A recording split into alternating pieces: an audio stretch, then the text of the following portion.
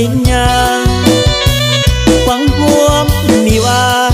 สร้างอนาคตสดใสค่าเทอมผู้แบ่งเก็บค่าแห้งมาผ่อนคิกไอห้องเศร้าอดออมยอมใจให้ฝนซื้อให้ได้เงินใส่หวย4 ปีถึงวันนี้น้องเป็นวันดีได้งานดีสมตั้งใจคิดแต่ว่าสิทธิ์ของอายเอ็นอวยหนุ่มหน้าตาดีมีดีกรีแถมเป็นคนรวยมาแซงแย่งใจคนสวยอ้างคนห่วยห่วยถึกน้องที่มุนใจส่งน้องเรียนจบปริญญาตรีหวังให้คนดีมอบดีกรีปริญญาใจเข้าไปด้วยกันถึงฟังฝันน้องมานีไกลใบประกาศปริญญาใจอายเส้นหักไว้ด้วยหอยน้ำตา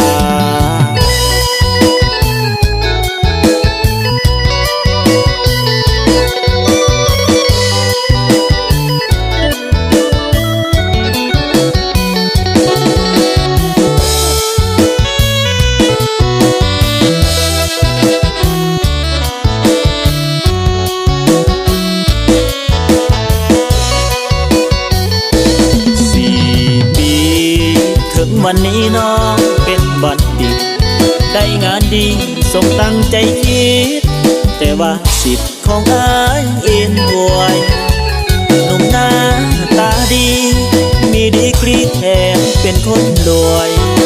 มาแซงแย่งใจคนสวยอ้างคนห่วยห่วยถึกน้องที่มุนใจส่งน้องเรียนจบปริญญาตรีหวังให้คนดีมอบดีกรีปริญญาใจเข้าไปด้วยกันถึงฟังฝันน้องมานีไกลใบประกาศปริญญาใจอายเส้นหักไว้ด้วยหอยน้ำตา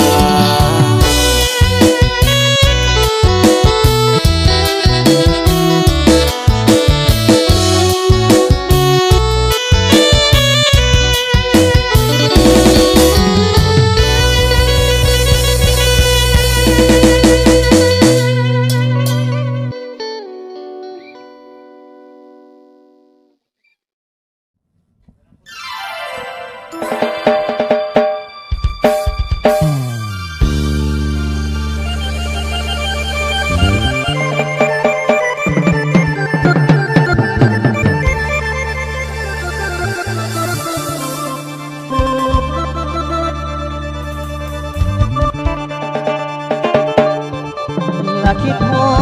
ดสาวคนเทอยู่ที่สวนกาแฟเอาเคยเป็นเกียร์กะตาเป็นบุญวาสนาจองให้มาพบน้องคิดน้ำน้องย้อนหักลาย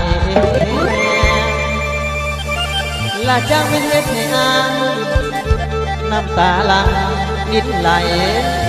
ไปอยู่ใส่ก็เพียงมาป่ากาแฟบ่มีเจ้า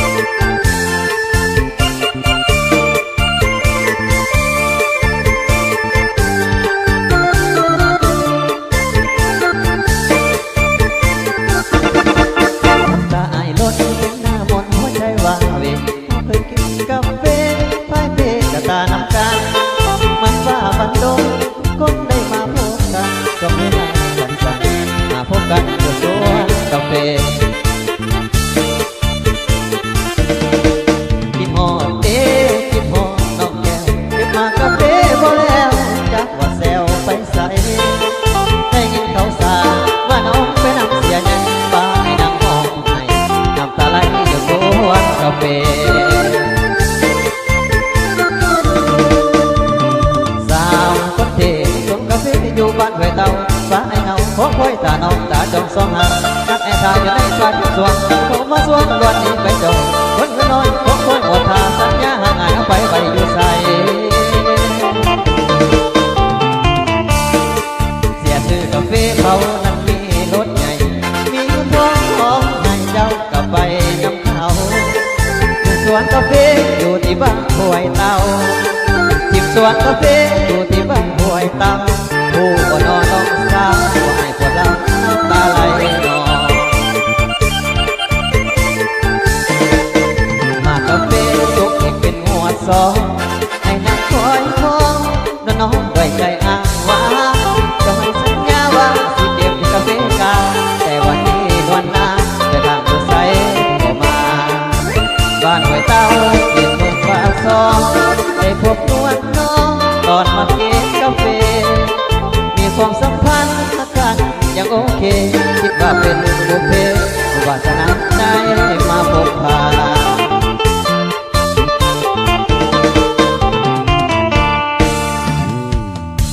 ฟังอ่านหัวใจของอ่านฟังอ่านหัวใจของอ่านตั้งหลายใจอ้ายให้หมด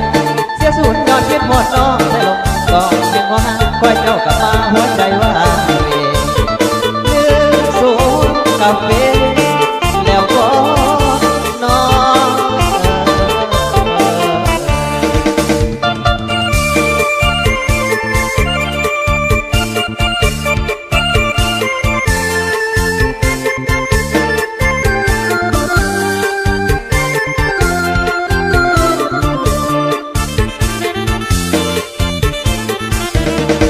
เสียชื่อกาแฟเขานั้นมีรถใหญ่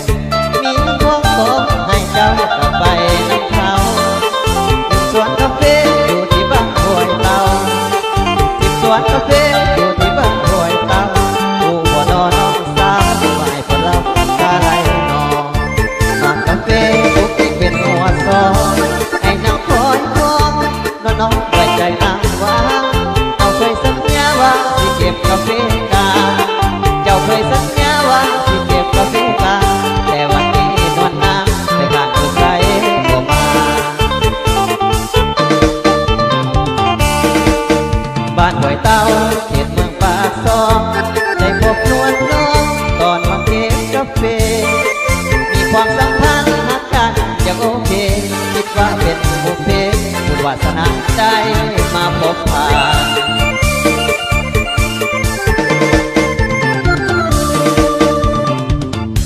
ประหารหัวใจของอ่านทำร้ายใจอ้ายให้หมดเสียสูญยอดคิดหมดน้องได้ลงกองเห็นหัวห้างคอยเจ้ากลับมาหัวใจว่าลืมสูงกาแฟแล้วก็น้อง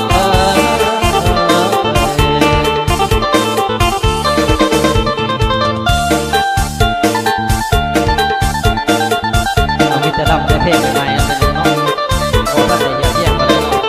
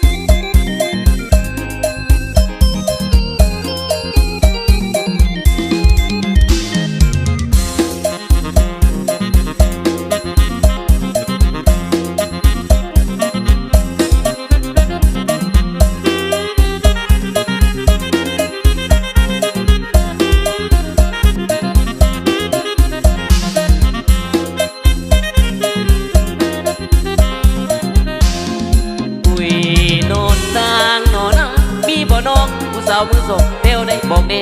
มีบ่น้องสาวมือสองเที่ยวได้บอกเดเป็นสาวแก่กันได้ทางใหม่บ่ดีสู้มือนี้มีแต่รถมือสองสู้มือนี้มีแต่รถมือสองไม่บ่ทันกี่ลองหยิบจองออกมาใส่เพื่อถึงไตไปใส่กาซา เนื้อตั้งใจไปใส่กระซ่าบ่ได้มือสองก็มีดอกสางไว้กองบานตู้เย็นไอ้จึงเน้นหาเนื้อคู่มือสองไอ้จึงเน้นหาเนื้อคู่มือสองมาประคองความหมักจังสิมีเงินใส่หลายปีแล้วแต่ใส่หาเนื้อคู่หลายปีแล้วแต่ใส่หาเนื้อคู่ยังเวทจอดดูไอ้คนโกหูงามอยู่พื้นน้ำหรือว่าเมืองสวรรค์แต่เมืองกรุงเวียงจันทร์ไอ้ก็ไปหมดแล้วแถวบ่อแก้วบัวพันเสียงวงลงพระบางบ่อว่าแถวบ่อแก้วบัวพันเสียงวงลงพระบางบ่อว่ากูเพียงแต่ตรงหลังมาเป็นผู้หัวนอนอายุก่อนก็ลอยกว่าคนดียังบ่ทันมีเมียหัวเมียเกียงซอกำมดน้องอยู่แห่งใดกำมดน้องอยู่แห่งใดดูเหนือหรือใต้แถวใดบอกนี่หรือว่าน้องบ่ทันเกิดจงรีบมาเกิดไอ้สิแก่เกินไปหากได้ก็หมดจิตหมดใจหากได้ก็หมดจิตหมดใจโลกคงสวยทีไรอยู่ในน้องเป็นมีสูงเลือกเดียเท่าดำบ่บ้านสูงเลือกเดียเท่าดำบ่บ้านตามภาษากระไดเหมือนไม่หัวมงเป็นเป่ามงหรือว่าเราขาดทั้งอาเวนอาเวไอ้บ่แค่เนื้อน้องมงจีทองกับยองท่าแบงรถกระสีแดงแดงยำแรงเขาบอลที่บ้านอินปักซอนนอนยิงเมืองดูบอกไอ้หูได้บอกคนดีบอกไอ้หูได้บอกคนดีมีบ่เท่าคือสองปีที่ไปก่อนอนวอนคนดีแถวนี้มีบ่มือสองวอนคนดีแถวนี้มีบ่มือสองสิฮักเลยเดินทุนเนื้อทองสิฮักเลยเดินทุนเนื้อทองอาใจน้องมาเป็นผู้เพียงกาหลายปีแล้วบ่มีแววที่พ่อหน้าเดือตั้งได้เนื้อหมดไตไปหมดดี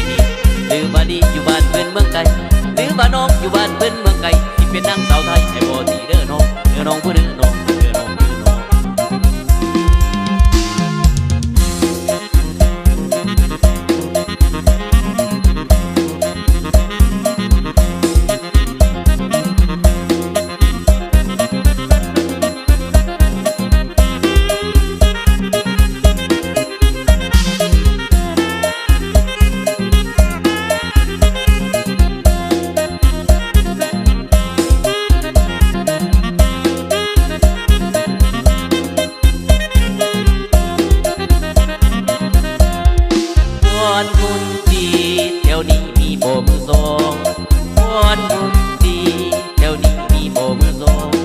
ฮักเลยเดินทูนเนื้อทองสิฮักเลยเดินทูนเนื้อทองมาได้หนูน้องมาเป็นเพียงกาหลายปีแล้วบ่มีแววที่พ่อหน้าเดือนตั้งได้เนื้อหมดไตไปหมดดีพี่หรือว่าดีอยู่บ้านเพื่อนเมืองไกลหรือว่าน้องอยู่บ้านเพื่อนเมืองไกลที่เป็นนางสาวไทยไอ้บ่ดีเด้อน้องไอ้บ่ดีดอกเด้อน้องดอกเด้อน้อง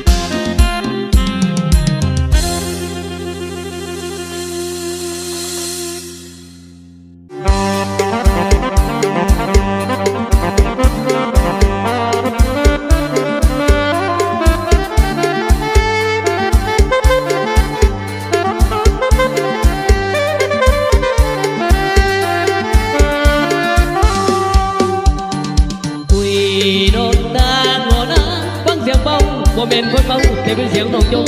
จนเป็นล้อมกันไปอย่างไกลไอ้ปากเป็นคน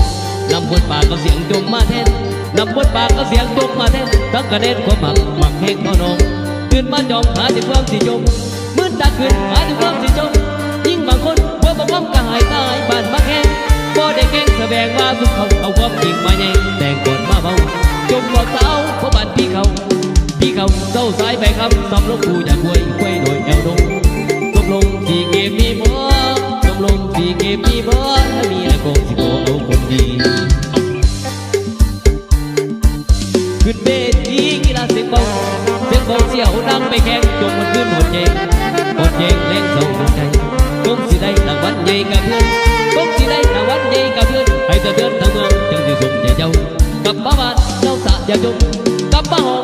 สาวอย่าจงว่าผมอ้อมอย่าบอกว่าแรงเศร้าอย่าหังคำเป็นเบาว่าน้ำที่อันสามเป็นยิ่งงามไม่ควรจำอย่ากำใจเบาเอาความจริงมาเขียนมาเบาขอโทษเนื้อเมียเขาก็ได้เบาให้นายก็ไม่เบาเสียหายให้นางฝ่ายไอ้พุ่นสาวจนให้มีแต่ความดีสาวจนให้มีแต่ความดีให้ผู้สาวสามีทุกคืนในเนื้อน้องก็นอนในเนื้อน้อง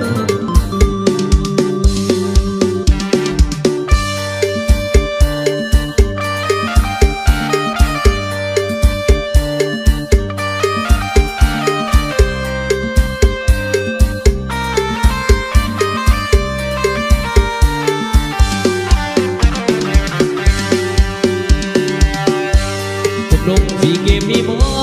ตกลงสี่เกมมีบ่ถ้ามีแล้วก็สิขอเอาคนดีขึ้นเวทีกีฬาเจ็บเบาเสียวนางไปแข่งจงมันขึ้นหดเย่แรงส่งตัวใจคงสิได้รางวัลใหญ่กับเพื่อนคงสิได้รางวัลใหญ่กับเพื่อนให้เสด็จทั้งเมืองเจ้าสิสมใจน้องกลับมาห้องเศร้าสาอย่าจงกลับมาบ้านเศร้าสาอย่าจงโอ้ก็มองอย่าเบาอย่าบอกว่าแรงเศร้าอย่าหังกับเป็นเบาว่าน้ำตีกันสามเป็นยิ่งงามไม่ควรจับเกลือกำใส่เบาเอาความจริงมาเขียนมาเบาขอโทษเนื้อแก่เขาว่าในเบาให้นายเพราะไม่เบาเสียหายให้นางฝ่ายไอ้คนสาวจนให้มีแต่ความดีสาวจนให้มีแต่ความดีให้ผู้สาวสามีทุกคืนในเนื้อน้องขอนอนในเนื้อน้อง